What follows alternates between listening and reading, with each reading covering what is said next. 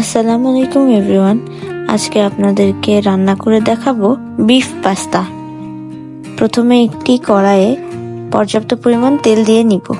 এতে ডিম ছেড়ে দিয়ে সামান্য লবণ দিয়ে দিব। এরপর ডিমটিকে ভালোভাবে স্ক্রাম্বল করে নিতে হবে। স্ক্রাম্বল করা হয়ে গেলে ডিমগুলোকে একটি বাটিতে তুলে রাখবো।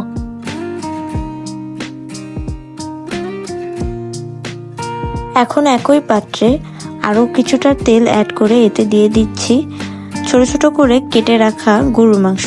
মাংসগুলোকে খুব ভালোভাবে ভেজে নিতে হবে। এ পর্যায়ে অ্যাড করে দিচ্ছি আদা রসুন বাটা, লাল মরিচের গুঁড়ো।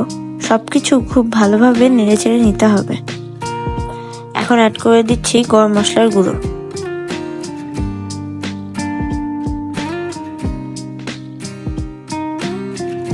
এ পর্যায়ে অ্যাড করে দিব পেঁয়াজ।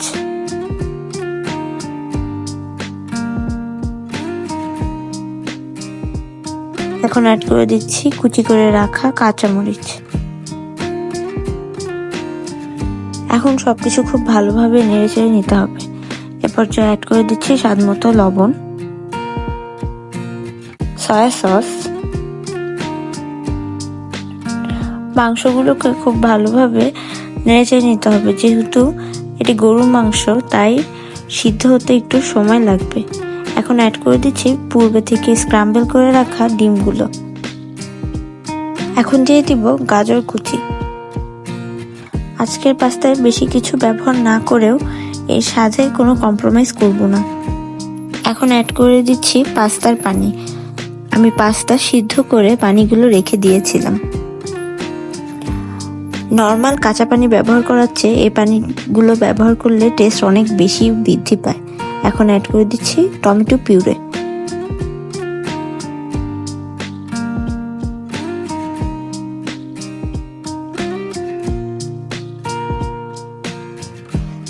এখন সবকিছুকে খুব ভালোভাবে নেড়েচেড়ে নিতে হবে এবং মাংসগুলো পাস্তার পানিতে সিদ্ধ করতে দিতে হবে।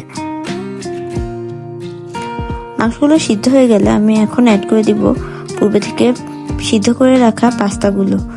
সবকিছু খুব ভালোভাবে একসাথে মিশিয়ে নিব। এখন অ্যাড করে দিব প্যাকেটে থাকা মশলা। এখন আমি মশলাগুলো সব পাস্তার সাথে ভালোভাবে মিশিয়ে নেওয়ার জন্য বারবার নাড়তে চাড়তে থাকবো। এ পর্যায়ে অ্যাড করে দিচ্ছি টমেটো কেচাপ।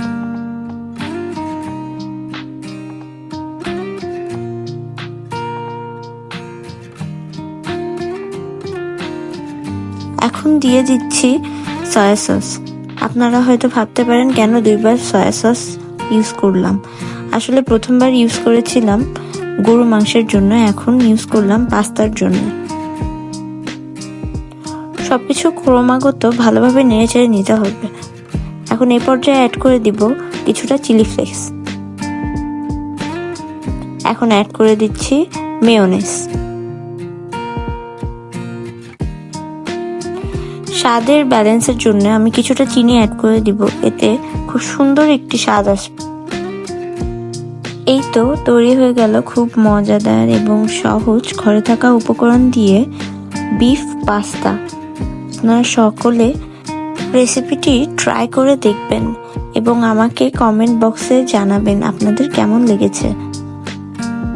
এতক্ষণ আমার সাথে থাকার জন্য ধন্যবাদ।